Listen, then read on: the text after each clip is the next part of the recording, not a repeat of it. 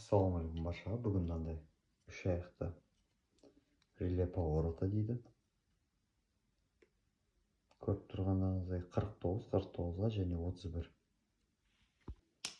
Сызып кетейік схемасын. Реле поворота болатын болса 49, 49А және бізде 31 мына жерде. 31 бізде масса болады.